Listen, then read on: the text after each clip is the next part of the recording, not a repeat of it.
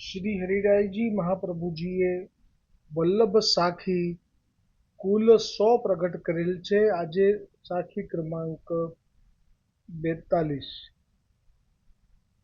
મહામાન મદ ચાતુરી गरवाई और नेहा यह पांचों जब जाएंगे तब मानो सुख देह श्री वल्लभ तब मानो सुख देह. परिवार महामान मद चातुरी गरवाई और नेहा पांचों जब जाएंगे तब मानो सुख देह श्री वल्लभ तब मानो सुख देह. શ્રી હરિરાયજી આ સાખીમાં કહે છે કે મહામાન મદ ચાતુરી એટલે માન એટલે અભિમાન, માન એટલે અહંકાર,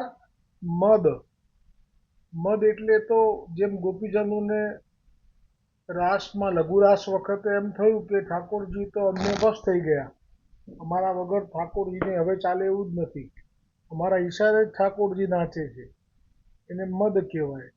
મદ કોઈનો પણ હોય, ધનનો હોય, રૂપનો હોય, વિદ્યાનો હોય. પછી ચાતુરી, ચતુરાઈ. ભગવાનને ચતુરાઈ નથી ગમતી, ભગવાનને સરળતા ગમે છે, સહજતા ગમે છે, નિર્મળતા ગમે છે, એટલે ચતુરાઈ પણ નથી ગમતી. ગરવાઈ એટલે એ અહંકાર, ને માન એટલે કોઈની પાસે માન ઈચ્છવું તે. ઓર નેહ, ને નેહ એટલે જે પોતાના નજીકના સંબંધી હોય, સગા કે સ્નેહી, એમની સાથે જે આપણને સ્નેહ હોય.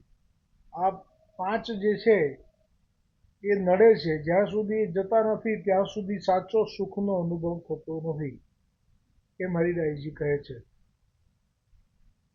કે માન મેળવવાની લાલસા, દ્રવ્ય, વિદ્યા કે રૂપનું મદ, અભિમાન, લૌકિક જીવો પ્રત્યે સ્નેહ, ચતુરાઈ, ચાલાકી, આ પાંચ દૂષણો જાય ત્યારે સાચો આનંદ પ્રાપ્ત થાય છે. શ્રી ગુસાઈજી પ્રભુના 252 સેવકોમાં 54માં સેવક નિષ્કિંચન કણબી પટેલ ગુજરાતથી દ્રવ્યપાત્ર વૈષ્ણવો સાથે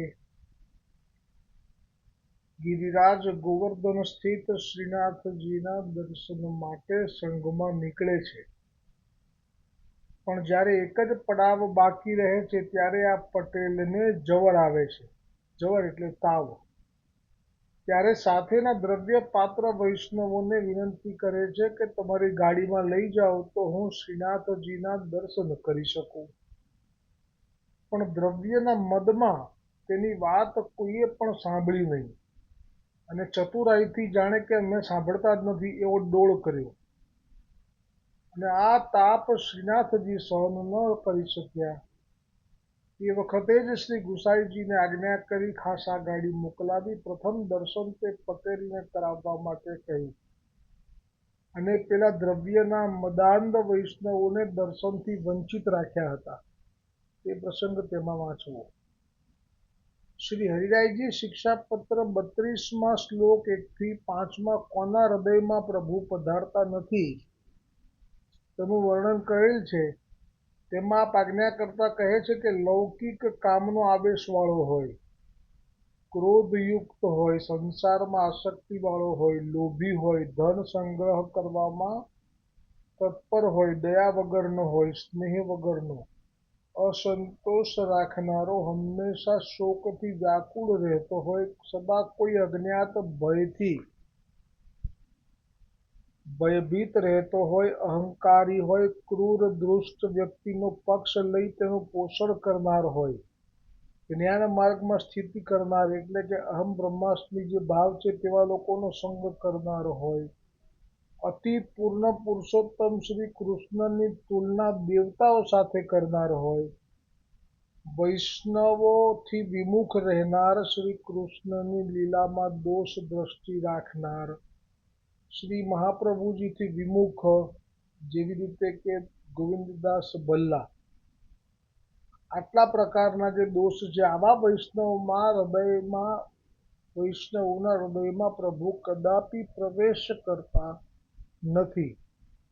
અને 32મા પત્રમાં જ 6 થી 10મા શ્લોકમાં કયા વૈષ્ણવના હૃદયમાં પ્રભુ પધારે છે તેનું વર્ણન કરતા કહ્યું છે કે જે દીન હોય, શુદ્ધ હોય, પ્રપંચ રહિત હોય, શ્રી કૃષ્ણની લીલાના ચિંતનમાં તત્પર હોય, શ્રી વલ્લભના ચરણોમાં દ્રઢ આશ્રયવાળો હોય, સર્વ કામથી રહિત, ગોપીજનોના ચરણારવિંદની રજ પ્રાપ્ત કરવાની ઈચ્છાથી યુક્ત હોય, ગુણગાનમાં તત્પર હોય, શ્રી કૃષ્ણ એ નામને ફલરૂપ માનનાર અન્ય ભક્તની સેવા માટે તત્પર વિરક્ત, શ્રી કૃષ્ણની આરતીયુક્ત કૃષ્ણ ભક્તિ રસમાં તરબોળ હોય, અન્ય ધર્મના રસનું ઉલ્લંઘન કરનાર, શ્રી કૃષ્ણની લીલાથી ચંચળ તથા વિકળ થનાર,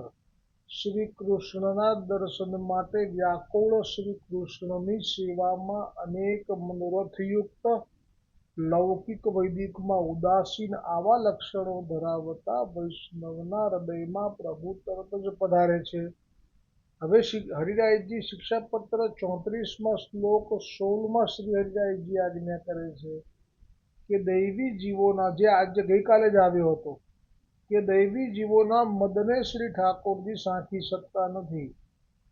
અને જે આજે શ્લોક આવ્યો 19મો તેમાં કહ્યું કે સ્વયં પ્રભુ કઠોર થઈને તે આ અધીજજનનો મદ દૂર કરીને દીનતાનું દાન કરે છે. તેથી જ શ્રી હરિરાયજી કહે છે મહામાન મદ ચાતુરી ગરવાઈ और नेह यह पांचों जब जाएंगे तब मानो सुख देह श्री वल्लभ तब मानो સુખ દેહ.